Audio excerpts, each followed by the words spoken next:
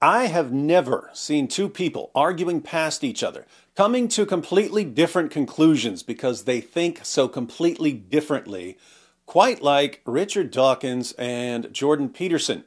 It was as if they were speaking totally different languages. It was like watching two men trying to work together to solve a puzzle, but one of them only speaks German, while the other only speaks jazz or French poetry or Italian opera. Fortunately, they did briefly address what I would regard as the hands-down, bar-none, most important issue they could possibly address, and we'll go through that section.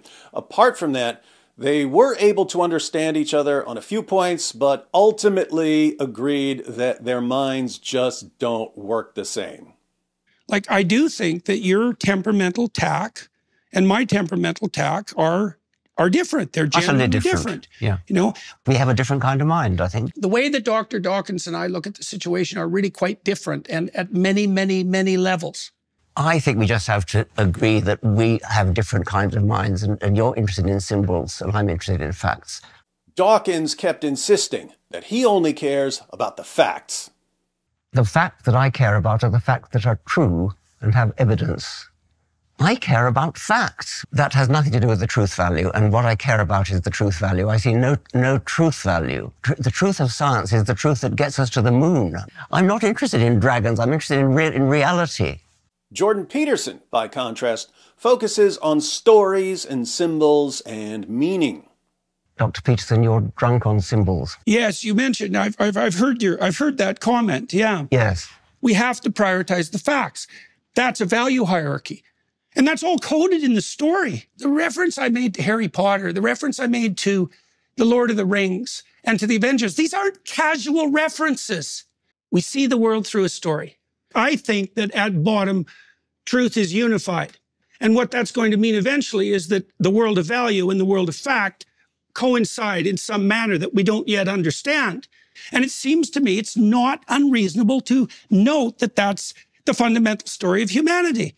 But Peterson made an important point about facts.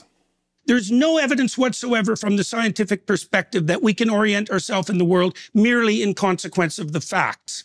Sure. And that's a fact. Man does not live by facts alone. Now for the most important part. Dawkins was arguing that scientific enterprises have the relevant credentials because scientific claims have predictive power. And he wanted to know what similar credentials something like the Bible would have. That's when Peterson drew attention to the fact that Dawkins considers himself a cultural Christian. You made a statement a couple of months ago that I found very interesting. And I don't claim to understand it, and I'm not trying to put you on the spot with it. You said that you were a cultural Christian. Okay, and so that raised a number of questions in my mind. Dawkins has been calling himself a cultural Christian for years, but for some reason it went viral more recently. So Peterson is probably referring to some comments like this. We are culturally a Christian country. I call myself a cultural Christian. I love hymns and Christmas carols, and I sort of feel at home in the Christian ethos. I feel that we are a Christian country in that sense. I find that I like to live in a culturally Christian country. And Peterson thinks that if there's something about Christianity that even Dawkins likes, maybe that's a kind of credential. It seemed to me that your proclamation that you were a cultural Christian was a recognition and a statement that you had found something in the culture that had been derived from Christianity that you had an affinity with. Dawkins made it clear in the Cultural Christianity interview that he thinks the claims of Christianity are complete nonsense. But he did sound at times as if he liked what we might call the fruits of Christianity, at least more so than the fruits of certain other ideologies.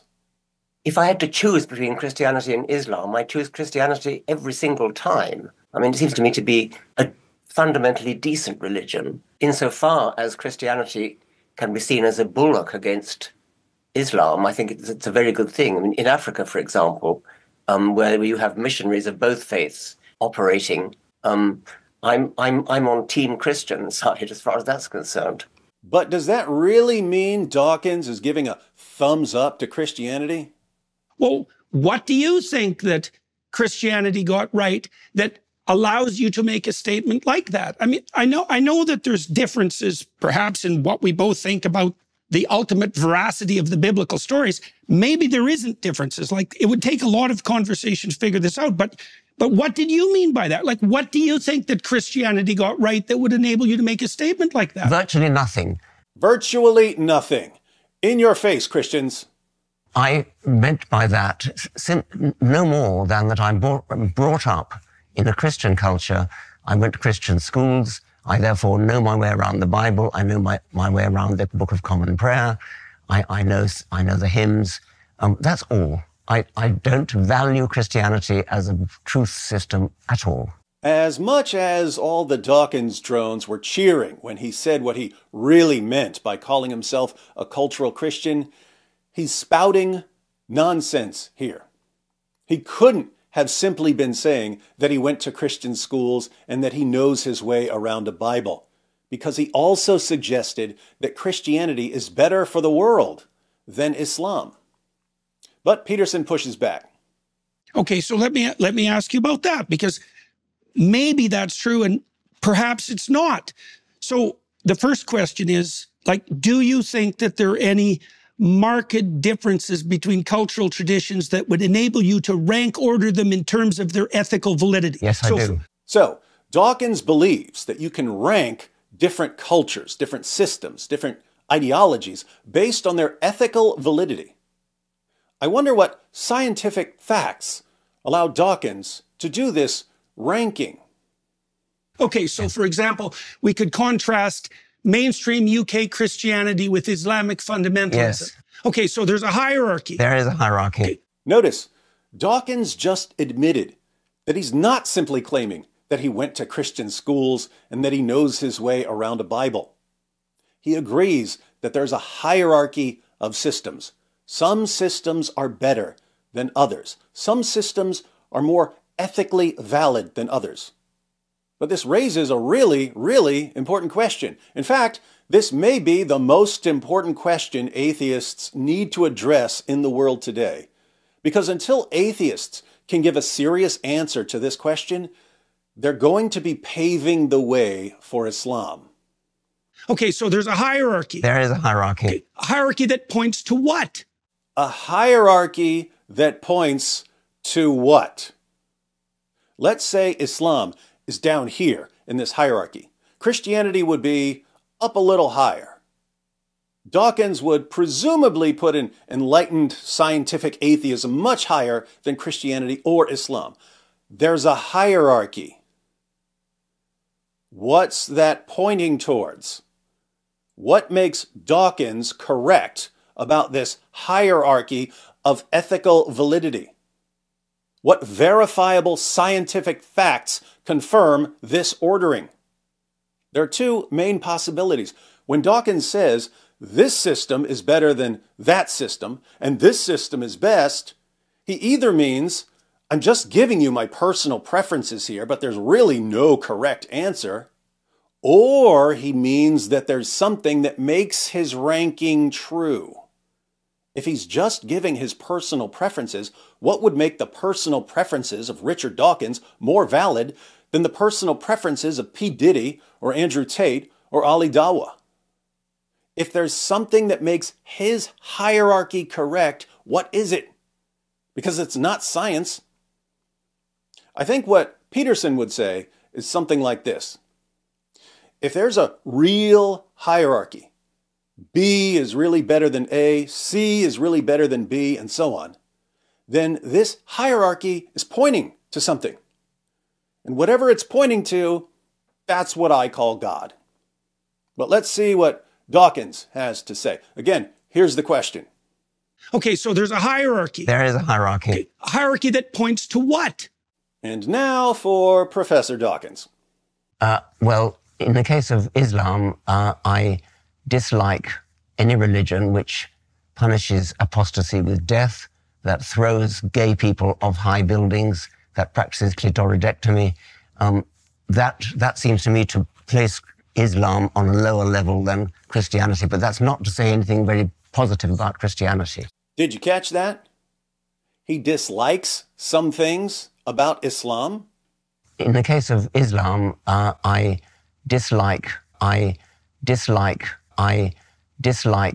any religion which punishes apostasy with death. Dawkins gives a list of things he dislikes about Islam. Muslims could give a list of things they dislike about atheism. Are we just giving lists of things that we personally like or dislike, or is there something that makes one set of likes or dislikes more ethically valid than another set of likes or dislikes? Well, it might be to say something positive about Christianity. Like, I think that question is open, because you might ask yourself, what did Christianity get right that led it away from those particular presumptions and towards something that you regard as more ethically appropriate? Like, this isn't a trivial question. It's a very modest claim. It's not a trivial question at all. It's an extremely important question. When Dawkins says, this system is better than that system, does he think his claim is true? If so, what makes it true? It's not science, so it's something else. What is it? What explanatory resources does Dawkins have available in his worldview that can account for this? And if there's nothing in his worldview that can possibly account for what he believes, he needs to be made aware of that. But, as is so frequently the case, Dawkins misses the point. It's a very modest claim. There's not very much. I mean, to be better than a religion that throws gay people off high buildings is not really a very virtuous achievement. He just doesn't get it. He says being better than Islam just isn't very impressive. But that's not the point. If something is better than something else, what makes it better? Your personal preferences? I don't know. I don't know if that's true, because if you look at the barbarism that characterizes the human past, you might think that any progression whatsoever towards something approximating mercy and tolerance is nothing short of a bloody miracle. True. It's impressive that people can improve. But now Peterson is getting a bit sidetracked himself. The real issue is, when we say that System X is an improvement on System Y, what do we mean? Are we just saying what we personally prefer? Or are we saying something that's actually true? If it's true, what makes it true? But Peterson does point out how amazing it is that we've gotten to a stage where the improvements are taken for granted. And we think that it's just obvious that our current way of doing things is superior to more barbaric ways of doing things. Well, like, people are pretty ruthless, and so are our chimpanzee cousins. Yes, they are. Right. So we move forward into the light with great difficulty. Yes, and yes. The fact that we can take that for granted now, and that it seems self-evident and deserving of faint praise, it's not so clear to me that that's a reasonable proposition. Okay. As usual, Dawkins not only misses the point, but derails it completely. Let's grant the faint praise, but that has nothing to do with the truth value, and what I care about is the truth value. I see no truth value in the claims of Christianity, the virgin birth, the resurrection, the miracles. Do you believe in any of those? Dawkins only cares about the truth, and he doesn't see how the claims of Christianity can be true. But he was being asked about whether his claims about this being better than that are true. And if they're true, what makes them true? And if they're not true, why does a person who claims to only care about what's true care about them? He dodges all of this and starts criticizing Christianity again. And his fans love it. We've been asking the same questions for years. These aren't stupid questions. They're very, very important questions whose answers are crucial to Western civilization as the world changes. But when we ask these very, very important questions, atheists either don't understand them, or they dodge them, or they give really, really stupid answers.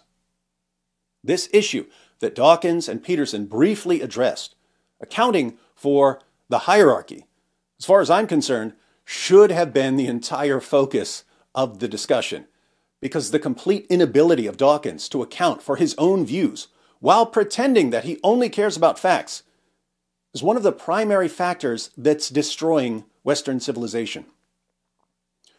I'll try to make this as simple and clear as I can. So simple and so clear that even a few Dawkins fans might finally be able to understand it. If you have one group that says, we've been commanded by Allah, the creator of the universe, to violently subjugate you, to crush and humiliate you, to conquer your land, and we will be rewarded with virgins in paradise. And this group is coming against a different group that says, well, we personally dislike some of your views.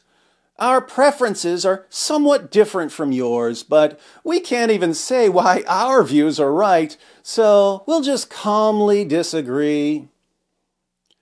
One of those groups is going to eat the other group alive. Guess which group Dawkins is in?